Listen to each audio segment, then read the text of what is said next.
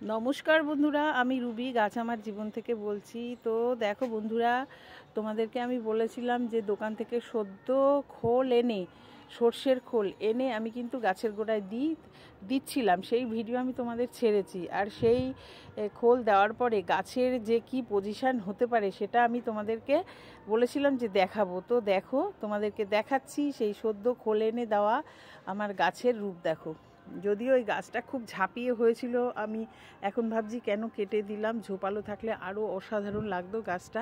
আমি একটু এত বেশি ঝোপালো হয়ে গেছিলো, আমার মনে হচ্ছিলো যেন ওর দম আটকে আসছে। তো যার ফলে না আমি কেটে দিয়েছিলাম। তো যাই হোক, এখন মনে হচ্ছে না কাটলেই ভালো হতো।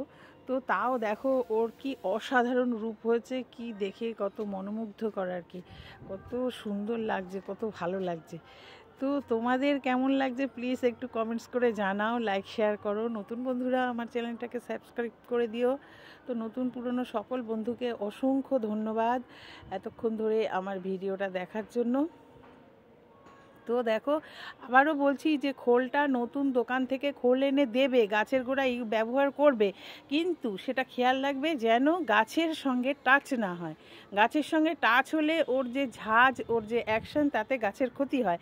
কিন্তু যদি তুমি ওর গোড়াতে যদি না ঠেকিয়ে, গাছের সাথে না টাচ করে যদি তোমরা খোলটাকে ব্যবহার করো, যেমন টবের পাশ দিয়ে দিয়ে গেলে তাতে করে জল পড়ে ওখানেই জল দেবে, ওখানেই ওর গ্যাসটাও বেরিয়ে যাবে, বা সমস্ত প্রসেসিং ওর ওই গাছের গোড়াতে বসেই হবে, কিন্তু গাছের সাথে টাচ হবে না। তাতে করে ওর যত গুণাগুণ আছে, খোলের যে উপকারিতা, সেটা সমস্তটাই গাছ সংগ্রহ করতে পারে বা নিতে পারে, গ্রহণ করতে পারে, যার ফলে গাছ কিন্তু অসাধারণ রূপ ধারণ করে। আমরা একটু ভয় পাই ঠিকই যে দিতে, প্রথম আমি আগে ছোটোখাটো গাছে দিয়ে দেখে নিয়েছি, তারপরেই কিন্তু আমি ভালো গাছে, সব গাছে দেওয়া শুরু করেছি। তো তোমরাও এটা করে দেখতে পারো, নিশ্চয়ই উপকৃত হবে। আমি তো উপকৃত হয়েছি, সেটা তোমাদের হাতে নাতেই ফল দেখাচ্ছি।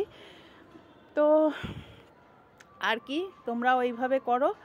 তো আরও পরবর্তী যদি কোনো আমার নিজস্ব অভিজ্ঞতা হয় তো তোমাদের সাথে অবশ্যই শেয়ার করব, তোমরা সেটা করে দেখতে পারো। তো এখনকার মতো আসি, টাটা।